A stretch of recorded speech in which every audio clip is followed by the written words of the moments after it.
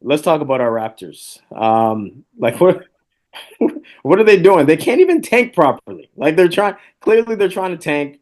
You look at these guys that they're playing, the AJ Lawsons and the Jamal Sheds and the Orlando Robinsons and them boys, and they're winning games. And it's and then because okay, Darko, this is what I don't understand about Darko. Why is Scotty and Quickly and these guys still out here getting more than 25 minutes in a game? Why are we still doing this? The season is over. We want the best pick possible in the draft. What is he doing? If you're going to play these Orlando Robinson and these guys and they're going to win games, okay, fine. But why are you still playing Scotty? Why are you still playing Quickly? Why are these guys still out here? Yeah, that's a great question. The first thing is, unfortunately, you do have to play them. We saw Markkanen. We saw Utah get fined because they sat Markkanen. So the NBA is watching, so you do have to play them. Now, you have to play them, but it doesn't stipulate how many minutes. So there's no way that Scotty should be getting 20 minutes and coming back in the fourth quarter and everything. If anything, play him in the first half. Don't play him in the second half. Also, as you mentioned the AJ Lawsons and the Orlando Robinsons. These guys are hungry. They're looking for a contract. So they're going to play as hard as possible. When you want to tank, don't sign them. I'm sorry. You know what I'm going to do? I'm signing Raymond Felton. Have you seen his weight? He's about 300 pounds.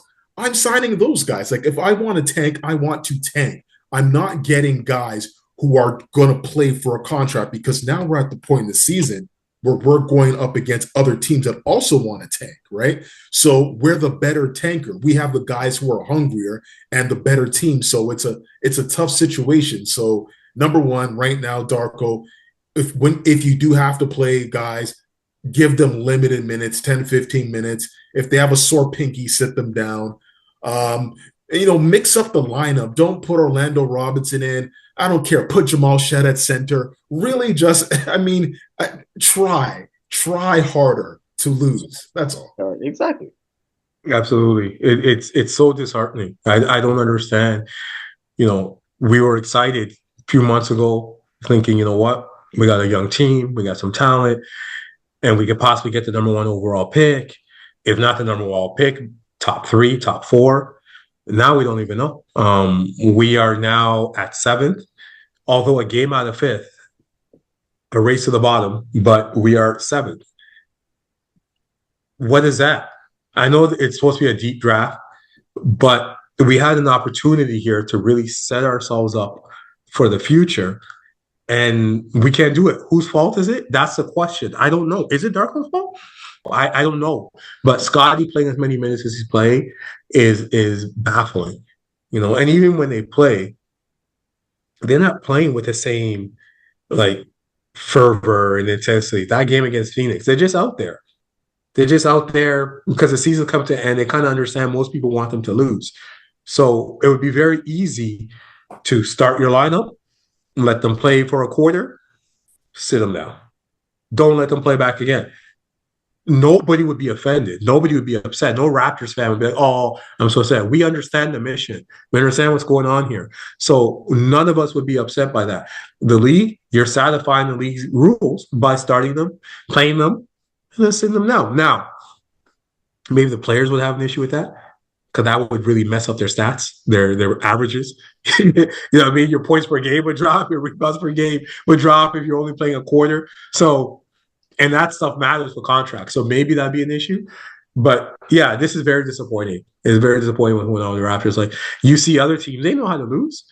They know how to lose. Washington is mastered it. Mastered every year, bottom of the league. Miami's feverishly racing to the bottom.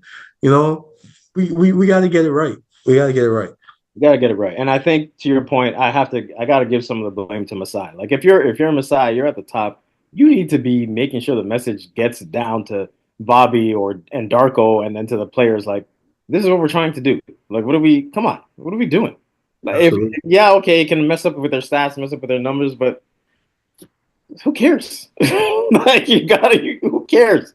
Play them in the first quarter, and then if anything, okay, you could do what Justice said, just play them in the first half, or maybe you do you guys start the first quarter, and then after halftime, you guys start the third quarter. But when you guys go and sit down, you're not coming back. That's it, right? So either way, get creative, do what you have to do. Study the Spurs. Yeah. We saw they did this in the '90s when they stole Duncan. Duncan was looking for homes in Boston, Yeah. right? And then he ends up spending 20 years in San Antonio, and then they end up getting Wemby. And now all of a sudden, after Wemby goes down, they pick up Fox. Now all of a sudden, Fox is out. And now they're in play again. The Spurs know what they're doing. They know how to do this. Study the Spurs. You want to be great? Do what the greats do. Right? The Spurs are masters at racing to the bottom when they need to. They're masters at it. Just do what they're doing. Be shameless. Who cares? I feel like the Raptors and Masai, they're too caught up on trying to be classy and model organization. Forget about that, all that stuff. Who cares? Be shameless. Nobody cares. After looking back at Tim Duncan's career, who cares what the Spurs did, what they had to do that year to get him? Just do what you have to do to get the guy. That's it. Anyways, we're 5.5 games ahead of Charlotte, which is third. We have 13 games to go. Yeah, we're not catching. Do you think we can do it? Even if we lost all 13? No. No, because Charlotte's also trying to lose, right? Charlotte's also trying to lose, and Charlotte is worse than us. So we're not going to catch them. Yeah. We wasted it. We wasted our opportunity. Like this, you could argue this is a fireable offense for Darko. You could argue. Yeah, absolutely. Firing for winning. Firing him for winning. Too many games. Well, next year will be the line for him. That'll be the red line. Like, I don't think either we see progress and we see in Darko something for the future, or he's fired after next year. I think he at least has to get them to the play-in, at least, right? I was going to say playoffs, so maybe playoffs is too much. At least the play-in. I would say 500 record or above and play-in for Darko to have a chance to stay. Other than that, I think he has to go. And even with playing, playing could be anywhere from 7 to, the 10th seed, right? Yeah.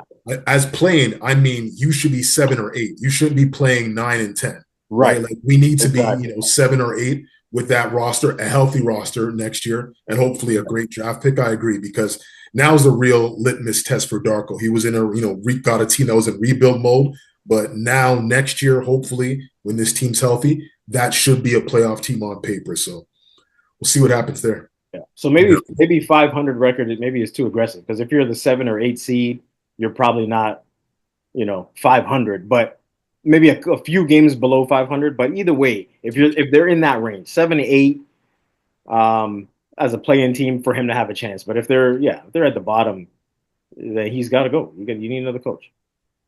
Absolutely, especially if we get a top pick.